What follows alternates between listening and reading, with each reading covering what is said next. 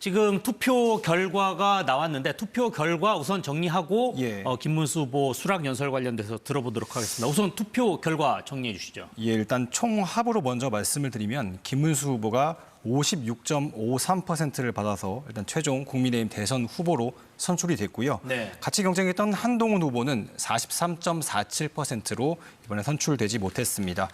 표로 보자면 이제 김문수 후보가 45만 5,044표, 그리고 한동훈 후보가 34만 9,916표. 이렇게 해서 김문수 후보가 56.53, 한동훈 후보가 43.47%였습니다. 네. 그래서 네.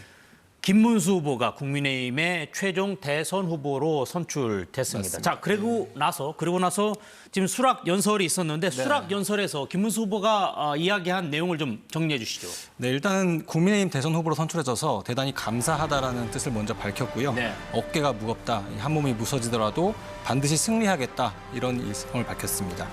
이어서 눈에 띄었던 것이 같이 경선에 참여했던 후보들을 단상 위로 불렀거든요. 그래서 양향자, 안철수, 한동훈, 나경원, 유정복 후보가 단상에 같이 올라와서 이렇게 또 감사의 뜻을 전했고 네. 같이 하나가 돼서 통합 화합을 하겠다, 이런 취지를 보여주려고 한 이벤트인 것으로 보입니다. 네. 이어서 자신은 가장 낮은 곳에서 뜨겁게 살아왔다, 이렇게 표현을 하면서 어느 순간에도 가장 낮은 곳, 그러니까 약한 사람들을 떠나지 않겠다, 이런 점을 강조했습니다. 또 지금이 대한민국 위기라는 점을 또 강조를 했는데요. 네. 민주당이 31명의 탄핵안을 제출했고 악법을 만들면서 예산을 삭감했다, 그러면서 최악의 국회 독재다, 이렇게 비판을 또 했고요. 네. 그러면서 이재명 후보가 만약 정권을 잡으면 독재가 펼쳐질 것이다, 이렇게 또 민주당 비판을 했습니다. 네. 이어서 김 후보는 승리를 하기 위해서는 국민의힘이 환골탈태해야 된다, 이렇게 얘기하면서 또 자신은 대한민국의 성장 엔진을 다시 가동하겠다, 노동약자를 보살피겠다, 청년들이 꿈꾸는 일자리를 만들겠다, 이렇게 밝혔습니다. 네네. 그렇군요. 자, 지금 앞서도 이야기가 있었는데 한덕수 전 총리와 단일화 이야기가 이제 예. 당연히 나올 수밖에 없는데 맞습니다. 지금 김문수 후보의 수락 연설 내용을 보면 이런 내용이 있습니다. 예. 저는 민주당 이재명 세력의 집권을 막기 위해서라면 어떤 세력과도 강력한 연대를 구축할 것입니다. 예. 단일화를 생각에 두고 한 연설 같은데 예. 어떻습니까? 지금 김문수 후보와 지금 한덕수 전 총리와의 무슨 단일화 얘기 계속 나오고 있는 상황인데 이게 단일화가 된다면 앞으로 어떤 절차를 통해서 이게 이루어져야 된다는 거 보는 겁니까, 지금? 예, 이제 김문수 후보는 상대적으로 아까 말씀드렸다시피 단일화에 대해서 긍정적으로 좀 더 적극적인 입장을 표현해 왔습니다. 네네. 김덕수든 한덕수든 다 힘을 합쳐야 된다, 이렇게 표현을 하기도 했고요. 네네. 앞서 말씀드렸다시피 민주당 이재명 후보에 맞서서 누구와도 손을 잡아야 된다, 이렇게 좀 표현을 했고요.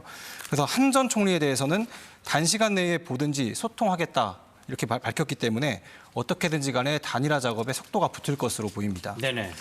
그리고 또 공식 후보로 선출되면 더 책임 있는 말을 하겠다라고 밝혀왔기 때문에 이제 구체적인 단일화 구상도 밝힐 것으로 보입니다. 네, 그렇군요. 지금 예. 일단 국민의힘 입장에서는 변수라고도 볼 수 있는 상황인 거죠. 지금 예. 김문수 후보가 이제 완벽히 최종 이제 국민의힘에서는 됐는데 지금 이제 한덕수 전 대통령 권한대행과 예. 단일화의 지금 변수가 현재 있는 상황이니까요. 예.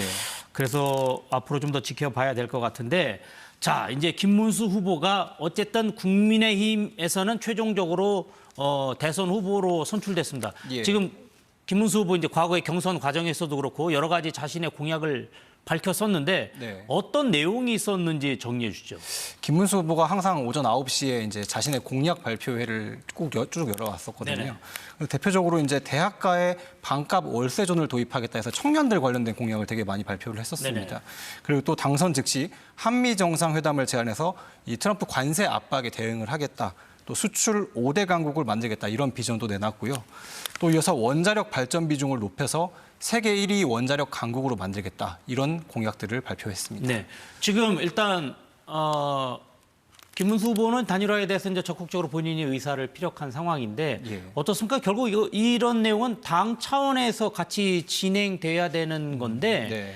국민의힘 지도부는 이 단일화에 대해서 어떻게 생각하고 있습니까? 사실 국민의힘 지도부도 이른바 반명 빅텐트라고 하죠. 이재명 후보에 대항해서 반명 빅텐트에 긍정적인 기류를 계속 보여왔습니다. 네. 권성동 원내대표가 얼마 전에 기자들과 만난 자리에서 우리 당 후보끼리 경쟁해서 만약에 한 분이 결정이 되면 더 큰 집을 짓기 위해서 단일화 과정으로 갈 것으로 본다. 네네. 또 당원들이 그런 것을 원하고 있고 지도부는 그것을 지지할 예정이다. 이렇게 밝힌 바가 있거든요.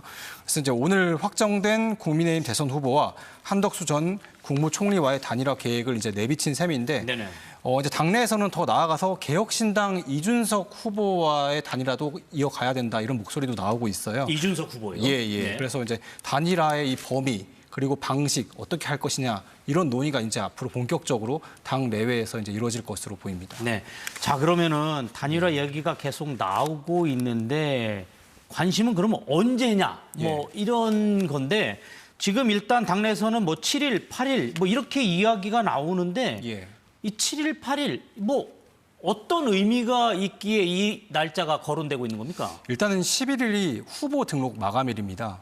그러니까 이제 그 대선에 나가려면 어쨌든 이날까지는 후보 등록을 마감을 해야 되는 것이거든요. 네네. 사실 그렇게 많이 남은 날짜는 아닌 거잖아요. 그래서 그러고 나서 바로 다음 날인 12일 0시부터 공식적인 선거 운동에 들어가는 거거든요. 네네. 그러니까 여유로운 상황이 아니기 때문에 단일화 시한으로 7, 8일 얘기가 나온 거는 아무래도 선거 운동을 준비하는 데 있어서 여러 가지 좀 시간적인 여유가 필요하지 않겠습니까? 네, 그렇죠. 뭐 사용할 트럭이나 또 선거 운동원들의 옷 그리고 여러 가지 선거 공보물을 발주하는 시간 이런 것들을 다 고려했을 때 아무래도 뭐 7, 8일 정도에는 단일화가 이루어져야 되지 않겠냐 이런 얘기가 당 내에서 나온 것으로 보입니다. 네, 그렇군요.